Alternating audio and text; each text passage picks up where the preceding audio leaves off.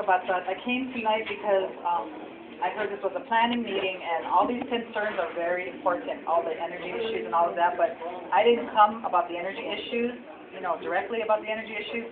Indirectly, it's going to affect the kids. I came about the schools because I see that, you know, on the projection of the planning and all of this that's being done, I don't notice anything in there about infrastructure for our schools.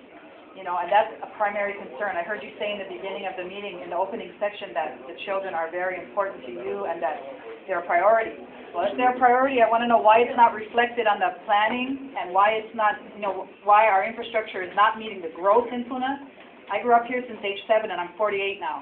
So I've lived here all my life, and I'm very discouraged about what's happening with the public school system, the lack of good, affordable private school systems and charter schools to meet our, you know, the needs of our kids. And also, I'd like to know why there's no follow-up being done with the failing public school systems across the island anymore. We're not hearing about it. They're not meeting the benchmarks. A lot of them are under reconstructive plans to try and bring them up so they can meet the benchmarks, but they're not doing it. And there seems to be no follow-through, and all the kids are just sliding through the cracks. They're coming out of the schools unable to read, to write, to do basic math. This year, my granddaughter's in public school. She was taken out of Christian Liberty School last year because of finance.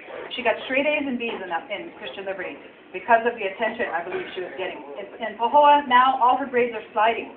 Math, which was her strong subject, she went from a B last quarter to failing this quarter in that school because they've changed the teachers so many times. They had a math teacher 3 times in 1 year. In less than a year, they've gone through 3 math teachers. I need to know why that is. I mean, there's something drastically really wrong with the schools if they're not meeting the benchmarks, number one. And also, why aren't they following up with the anti-bullying campaigns and the problems? There's so much violence that she comes home and tells me about on a day-to-day basis. I don't know how any of the kids can focus in there. I mean, we have kids coming in there with behavioral issues. She had 2 girls in her class that had cutting issues, that were slashing themselves. She was exposed to that this year after not seeing any of this. They're suicidal. Parents, there's fallout from the drugs that are going on in this community with the kids having to, you know, deal with these children that are coming in that are latchkey kids that have no supervision whatsoever in their home going on after school. So I think it's good that we got the new gym for Pahoa School. I really applaud that. It's good that we have recreational activities, but I would like to know why is there no follow-up with character building programs in the schools, and why is there not more charter schools and affordable schools? You know, why isn't there more people like this other lady who said, why can't Mr. Armstrong, is that his name, the one who does or the guy that you were saying does the nonprofit grant?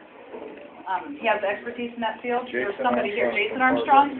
Why can't somebody reach out to the parents and help cultivate people who can go out and reap the grants for charter schools or something, you know, to get this a solution. We need solutions. We don't need more, you know, reasons, excuses. We already know the schools are failing.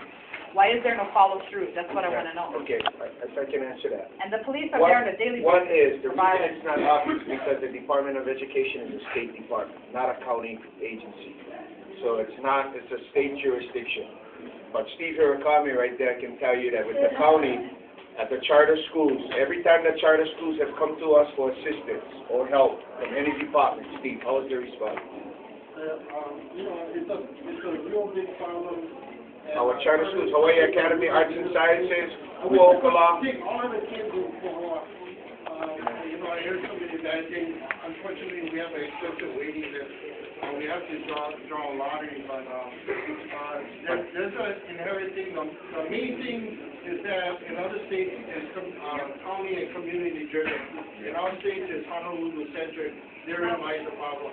There's a way, even though it's centralized in the state in Honolulu, there's a way to bring community control, community autonomy, and accountability in each and every public school. And what we noticed, what we got from the schools was the school saying it's the after-school hours they had the hardest time here in Puna.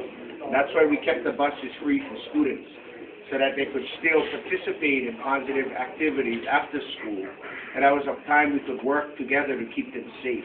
But can I just say one thing, Billy? What's you yelling, Steve? No, I said the county can get more involved statewide, you know, counties supporting things like charter schools and facilities and stuff like that. I think the major problem is lack of facilities. In fact, the county could actually build a facility, take state money for us to rent them from you guys. What an idea. I just like Show to me say where the money's something. there. We're working Mountain View with Water Supply, we partnered with them. They use the gym, they help us work on it, we put them together.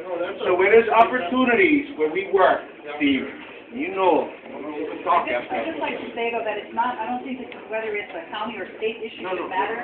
I mean, I think we all have to take accountability for the violence that's occurring in the schools because there's groups of gangs starting to form in the schools. I mean, and I say this because the problems are not happening in the quote-unquote after-school hours. The majority of it is happening during the school time. There was one day where there were three incidences, separate incidences at different times during the school day. What, they had 6 hours there. Within that 6-hour time period, police were at the school 2 times. That's too much, way too much. It's way too unacceptable and out of control. So I'd just like to see more follow-up being done, and also with the Felix Wahey consent decree, you know, as far as the issues with if the schools are not meeting the benchmark and they're not performing up to standards, you know, the teachers or the schools, however they're gauging it, I don't know. Why is it then not, I mean, as far as I know from the law, it's supposed to be the parental option to take your child out of the failing school and put them in another school at the expense of the school that's failing. That's what I was told is the law. I don't know how true that is. You know, in other words, if you don't have transportation to take your kids from Pahoa and put them in a charter school in Hilo, they're supposed to pay for it. The failing school, the school that's failing your child, because, you know, they're not meeting the benchmark. So why isn't there more follow-up and why isn't there more parental education being given to the parents so they know their options? That's all I'd like to say, and I'd like to see more of you done.